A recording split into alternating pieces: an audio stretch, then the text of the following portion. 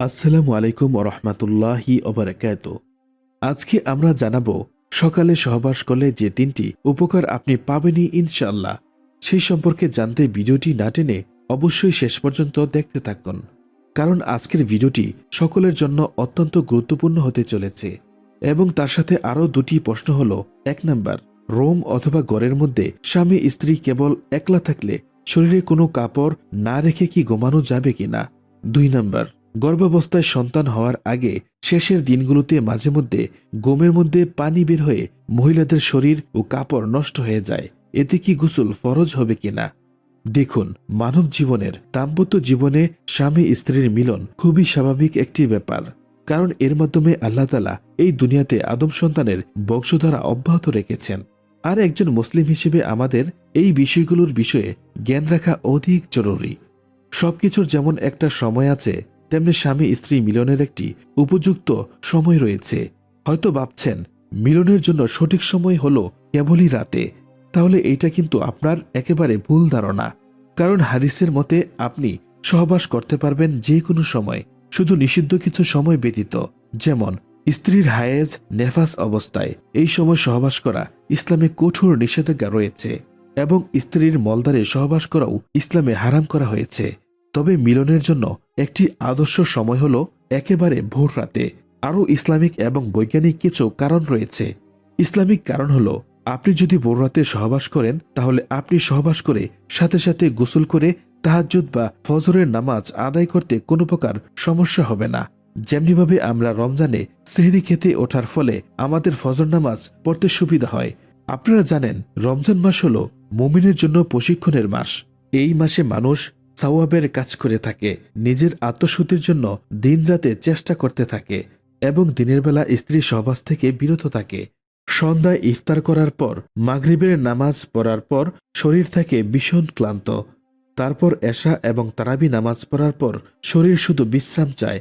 সেক্ষেত্রে কিছুটা ঘুমিয়ে পড়ার পর শেষ রাতে উঠে বেশিরভাগ মুসলিম দম্পতিরা সহবাস করে তারপর সেহরি খেতে যায়। এক্ষেত্রে সহবাসের পর গোসল না করেও সেহরি খাওয়া জায়েজ, তবে উত্তম হলো গোসল করে নেওয়া, এবং গোসল করতে না পারলে ভালোভাবে অজু করে নেওয়া এবং তারপর সেহরি খাওয়া। রাসূল সাল্লাল্লাহু আলাইহি সাল্লাম নিজেও কখনো কখনো গোসল না করতে পারলে এমনই করতেন। ফিকহবিদদের মতে গোসল ফরজ হওয়া সত্ত্বেও গোসল না করেই সেহরি খেয়ে রোজা রাখলে রোজা সহি হবে, কারণ হাদিসেও এই রকম উল্লেখ রয়েছে। যেমন হযরত আয়েশা রাদিয়াল্লাহু তাআলা আনহা থেকে বর্ণিত, তিনি একটি হাদিসে বলেন, রাসূল সাল্লাল্লাহু আলাইহি সাল্লাম সহবাসের পর গোসল না করলে নামাজের অজুর মতো অজু করে তারপর সেহরি খেতেন।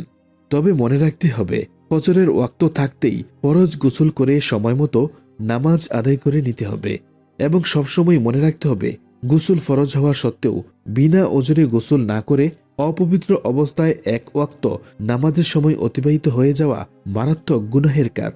কারণ অনেক সময় নতুন বিবাহিত দম্পতিরা তীব্র লজ্জার কারণে সবার সামনে গোসল করতে পারেন না, তাই তারা ফজরের নামাজ কাজা করে ফেলেন, অথবা নাপাক শরীর নিয়েই ফজরের নামাজ আদায় করে থাকেন, যা একেবারেই ইসলাম পরিপন্থী একটি কাজ। যাই হোক, আমরা আজকে মূল প্রসঙ্গে ফিরে আসি। তাহলে চলুন জেনে নেই ভোর রাতে নিয়মিত সহবাস করার 3টি বিশেষ উপকারিতা।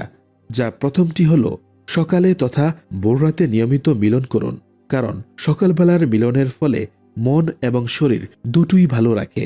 গবেষণার মাধ্যমেও উঠে এসেছে এমন তথ্য। যুক্তরাজ্যের এক গবেষণায় এই বিষয়টি প্রমাণিত। যেমন গবেষণায় জানা গেছে, সপ্তাহে অন্তত 3 দিন যদি ভোরবেলায় সহবাস করা যায়, তবে হৃদরোগে আক্রান্ত হওয়ার সম্ভাবনা 50% কমে যায়। আর যদি ঠিকঠাক মতো করা যায়, তবে উচ্চ রক্তচাপের মতো সমস্যাও দূর হতে পারে অনায়াসে। আমাদের সমাজে দেখা যায়, অনেক স্বামী বা স্ত্রী সামান্য মনোমালিন্য হলে সহবাস থেকে দূরে থাকেন। এটি কখনোই একদম করবেন না, কারণ এতে মাঝখানে শয়তান এসে বিচ্ছেদও পর্যন্ত ঘটিয়ে দিতে পারে, কিংবা স্বামী বা স্ত্রী পরকীয়ায়ও লিপ্ত হতে পারে। তাই স্বামী স্ত্রীর জন্য সহবাস হল আল্লাহর এক বিশেষ নিয়ামত। কারণ রাসূল সাল্লাল্লাহু আলাইহি সাল্লাম নিজেও তার স্ত্রীর সঙ্গে সহবাস, আলিঙ্গন, চুম্বন ইত্যাদি করতেন। তিনি আরো বলেন, যখন তোমাদের কেউ নিজ স্ত্রীর সাথে সহবাস করার পর আবার সহবাস করতে চায়, তখন সে যেন এর মাঝখানে অজু করে নেয়, কেননা এটি দ্বিতীয়বারের জন্য অধিক প্রশান্তিদায়ক। তবে সম্ভব হলে মাঝে মাঝে সহবাসের পূর্বে একবার গোসল করে নেবেন। আর অন্য সময়গুলোতে গোসল করতে না পারলে প্রাইভেট পার্ট তথা লজ্জাস্থান ভালোভাবে ধুয়ে নেবেন এবং অতঃপর নামাজের অজুর মতো অজু করে নেবেন। কেননা সহিহ মুসলিম সহ অন্যান্য হাদিসের কিতাবেও এমনই নির্দেশনা দেওয়া হয়েছে।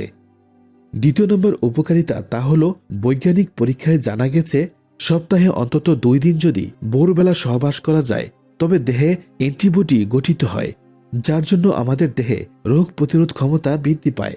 এবং আরও জানা গেছে যে যারা ডায়াবেটিস রোগী তাদের পক্ষে সকালে সহবাস অত্যন্ত উপকারী। সকালে আধা ঘন্টা সহবাস করলে 300 ক্যালোরি এনার্জি খরচ হয়, যা ডায়াবেটিস কমাতে সাহায্য করে।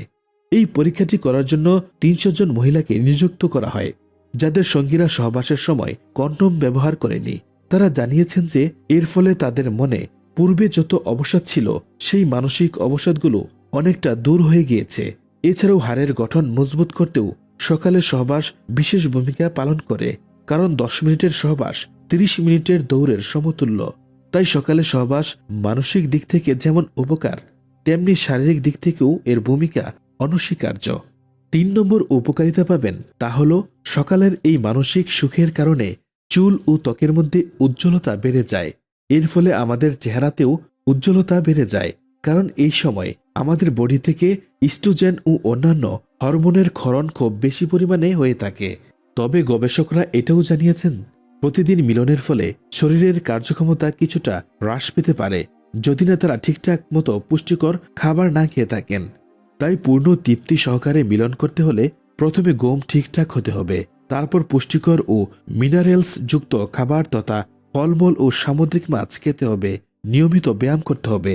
আর দেরি করে ঘুমালে পুরুষের টেস্টোস্টেরন হরমোন কমতে থাকে, যার ফলে পুরুষ সহবাসে বেশিক্ষণ স্থায়ী হয় না।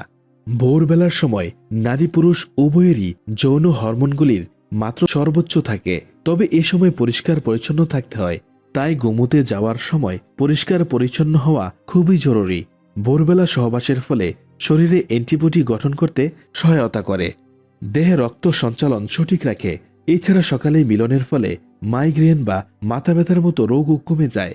সকালে যদি আপনি সহবাস করেন তাহলে এটি আপনাকে সজীবতা দেওয়ার পাশাপাশি আরও নানান রকম উপকার করবে ইনশাল্লাহ। আপনার লক্ষ্য করলে দেখবেন সকালবেলা পুরুষের শরীর অনেক উত্তেজিত থাকে, তাই সকালেই উত্তম সময়। তাই সকালে সহবাসের মাধ্যমে স্বামী স্ত্রী দুজনেই শারীরিক উপকারিতার পাশাপাশি তাদের সংসারও সুখের হবে।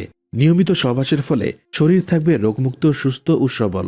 এখানে আরেকটি প্রশ্ন হলো, রোমে বা গড়ে কেবল যদি স্বামী স্ত্রীই থাকে তাহলে তারা শরীরে কোনো কাপড় না রেখে তথা উলঙ্গ হয়ে ঘুমাতে পারবে কিনা? এর উত্তর হলো, লজ্জাস্থান অপ্রয়োজনে খুলে রাখা বৈধ নয়। পর্দার ভেতরে প্রয়োজনে তা খুলে রাখার দোষ নেই। যেমন মিলনের সময়, প্রস্রাব পায়খানা করার সময়, অপ্রয়োজনের সময় লজ্জাস্থান আবৃত রাখা ওয়াজিব। নবী সাল্লাল্লাহু আলাইহি সাল্লাম বলেছেন, তুমি তোমার স্ত্রী ও কৃতদাস ছাড়া অন্যের নিকট লজ্জাস্থানের হেফাজত করো। সাহাবী বললেন, হে আল্লাহর রাসূল, লোকেরা যদি আপসে এক জায়গায় থাকে তখন তিনি বললেন, যথাসাধ্য চেষ্টা করবে কেউ যেন তা মোটেও দেখতে না পায়। তখন সাহাবী আবারও জিজ্ঞেস করলেন, হে আল্লাহর রাসূল, যদি কেউ একেবারে নির্জনে একা থাকে? তিনি বললেন, মানুষ অপেক্ষা আল্লাহ এর বেশি হকদার যে তাকে লজ্জা করা হবে। সুবহানাল্লাহ। এখানে রাসূল সাল্লাল্লাহু আলাইহি সাল্লামের তুমি তোমার স্ত্রী ও কৃতদাসী ছাড়া অন্যের নিকট লজ্জাস্থানের হেফাজত করো এর মানে এই নয় যে স্ত্রী ও কৃতদাসীর কাছে সর্বদা নগ্ন থাকা যাবে। উদ্দেশ্য হলো তাদের মিলনের সময় অথবা অন্য প্রয়োজনে লজ্জাস্থান খোলা যাবে, তবে অপ্রয়োজনীয় নয়, যেমন প্রস্রাব পায়খানা বা মিলনের সময়। তাছাড়া উলঙ্গ অবস্থায় ঘুমালে আকস্মিক বিপদের সময় বড় সমস্যায় পড়তে হতে পারে। যেমন আপনার ঘরে আগুন লাগলে বা ভূমিকম্প হলে তাৎক্ষণিক সেখান থেকে নামতে বা বের হতে পারবেন না, কেননা আপনার শরীরে জামা কাপড় নেই। আবার হঠাৎ বিপদে পড়লে মানুষের ব্রেইনের নার্ভ সিস্টেম শুধু মানুষকে বাঁচানোর জন্যই কাজ করে, কারণ এ সময় ব্রেইন কয়েক সেকেন্ড সময় পায় সিদ্ধান্ত নেওয়ার জন্য। তাই তখন আপনি জামা নেবেন, তারপরে বাহিরে বের হবেন। এই সিগন্যালে যদি আপনি ব্রেইনকে কমান্ড করতে বাধ্য করান তাহলে আপনার বিপদে পড়ার সম্ভাবনা 99% হয়ে থাকবে। সুতরাং সতর্কতার স্বার্থে সম্পূর্ণ উলঙ্গ হয়ে না ঘুমানোই বাঞ্ছনীয়। আমাদের কাছে আরেক বোন প্রশ্ন করেছেন, গর্ভাবস্থায় সন্তান হওয়ার আগে শেষের দিনগুলোতে মাঝে মধ্যে ঘুমের মধ্যে পানি বের হয়ে শরীর ও কাপড় নষ্ট হয়ে যায়, এতে করে কি গোসল ফরজ হবে কিনা? প্রিয় বোন, এর উত্তর হলো, গর্ভাবস্থায় সন্তান হওয়ার আগে শেষের দিনগুলোতে মাঝে মধ্যে ঘুমের মধ্যে পানি বের হয়ে মহিলাদের শরীর ও কাপড় নষ্ট হয়ে যায়। এতে সেই মহিলাদের উপর গোসল ফরজ হবে না, তবে অজু অবস্থায় থাকলে তার অজু ভেঙে যাবে এবং নির্গত পানি থেকে শরীর ও কাপড় পবিত্র করে নামাজ পড়তে হবে, কেননা সেগুলো নাপাক। তবে আপনারা চাইলে সেই সময়গুলোতে নেপকিন ইউজ করতে পারেন। আল্লাহ তাআলা আমাদের সমস্ত বিষয় বোঝার তৌফিক দান করুন। আমিন। ওমা তাওফিকি ইল্লা বিল্লাহ।